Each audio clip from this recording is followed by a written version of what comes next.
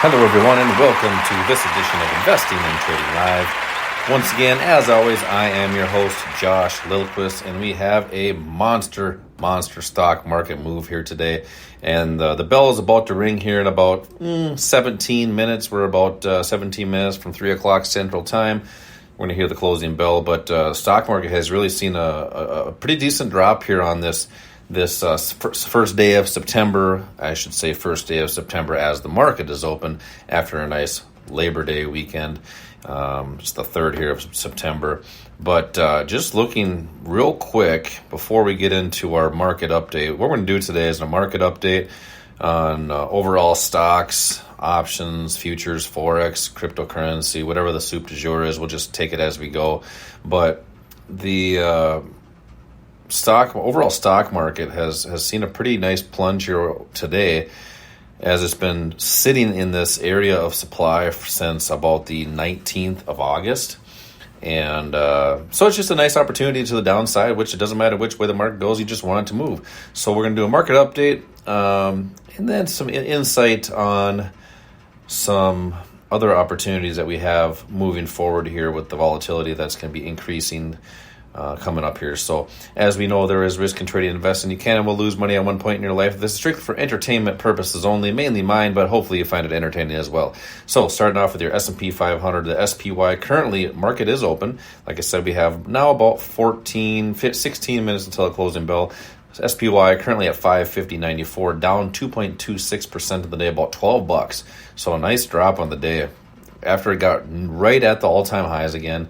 As we know, we're seeing big moves every so often here, but this one here, a nice drop to the downside here today. I'm not sure the news on the day. I haven't paid too much attention to that. Manufacturing news was today, so that being said, maybe that was the catalyst of that, but who knows? It's all about supply and demand in the markets. So that's your S&P 500 market update. Dow Jones Industrial Average is a DIA, the ETF for that, 409.04, down 1.72%. This one here actually reached all-time highs this past week and dropping out right out of that all-time high. So a nice move for the Dow Jones, but back up from really the beginning of August at about 384, at about 409.06 right now as we speak. So that one's showing some good movement here. Is it just a buying opportunity? Who knows? No real supply or demand on any bigger charts. Probably some smaller time frames that we won't look at here today, but that's your Dow Jones. Qs, which is your NASDAQ. This one down 3.3% on the day, 460.53, about $15 to the downside. So this one here was a little bit short of the all-time highs as well, just like the S&P 500. And really it was in that supply zone for a couple days and it's dropping right out of that. So good movement to the downside here with the S&P or the NASDAQ. I like that move. IWM, same thing, same story, down about 3.09%, 213.30, which is about 6.78% to the downside today. So not so hot for the longs in the market, the bulls, and seeing some downside action here as the day is closing. We're right at the lows of the day, so that might continue here. All right, other major ETFs, you got your energy sector that was down 2.5%, industrials down 2.5%. You have your materials up down 2.5%. XME, which is your metals and mining ETF, down 6%, 6.32 to be exact. Silver down 3%. So it's kind of a story here. Everything's to the downside. Only positive ETF here today is the consumer staples, which is up 0.4% on the day, 82.85. Volatility index increasing. So we're probably going to see some premium here on some options opportunities. That is increasing up 29% on the day. So the VIX, the volatility index, which is the fear gauge, showing some big upside moves here. Oil is down as far as the ETF, USO 4.4%. Gaps down on the day, so big drop on oil as well. So that is your major market update, some ETFs. Gold and silver. Gold, as I mentioned, is down 0.27%. It's up from the lows on the day, so that's a good thing for gold holders. I do like that. $2,492 per share or per ounce.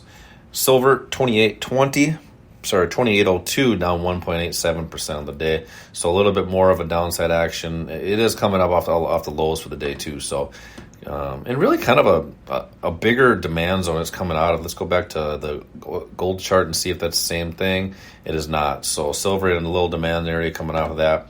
Let's get into some cryptos here. So that's your commodities. Let's look at the actual crude oil price. Crude oil is at $70.29. So big drop on the day, 4.43 on the actual futures contract of crude oil, coming down to the lows back from December of last year. So not so hot for oil. Cryptos, Bitcoin's down 2% on the day, about $1,000, $1,200 to be exact. Solana's down 3%. HNT is down 4.6%. That makes me sad, but we did reach the highs here again, so that's looking good. It's about $7.25 on the HNT, which is helium. Mobile's up 4.6%, so that's good coming out of that low spot on mobile token. Your dollar continuing to the upside, up 0.31% from the last since the 27th of August. So still in that bullish bias. I do like this to the long side, but gosh, a lot of bearish pressure here on the dollar.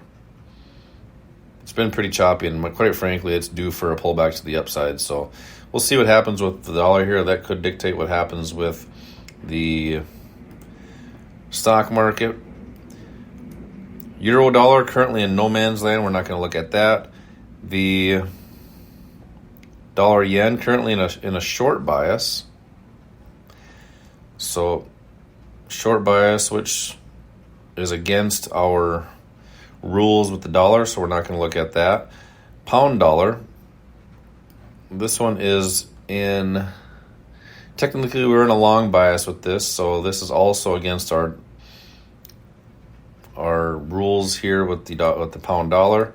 Aussie dollar, currently real choppy with the market here, but currently in a short bias, which is in our rules, but we don't have an opportunity. Looking to go short at about 66.75 and taking that down to 66.50. Sorry, 65 even, 65 cents.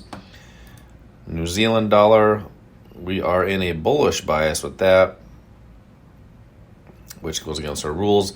New Zealand dollar, no man's land, no opportunities there. And the Australia yen, this one here also no opportunities there as well. So not a lot of action in the Forex market here right now. Looking at some stocks, Nvidia down 9% on the day. Big drop for Nvidia, currently at $108 even on Nvidia. Tesla down, and pretty much every stock that I have on my watch list is down, other than UNG, which is natural gas, is up, and this is actually ETF, I believe. 3.96 to the upside. Just big drop, 6% down for GE. Qualcomm 7%. So I don't even want to look at that. AMD down 8%. Google 4% to the downside. Goldman down 4.7%. Coinbase down 8%. Big drops here in the equities. But good old Kohl's. I like Kohl's Corporation. Kohl's Cash, $20.13. They're up 3.82% of the day. Intel's down 9%. Oofta. American Airlines down. And GoDaddy down as well. So big, just really not an overall positive day for the overall stock market. A couple commodities looking decent. I think one ETF that I look at to the upside. Other than that, pretty much everything's to the downside here today on a lot of the markets that I'm looking at here. So great opportunities to the downside if you're shorting, and if you're holding long, opportunities to protect those positions with options. So that is your stock market update, crypto market futures update for the day, and the currency market update. We'll get back to regularly scheduled programs probably starting tomorrow. and enjoy I'm sorry to say this, but summer is over. Summer I consider June, July, and August, so I feel summer is over.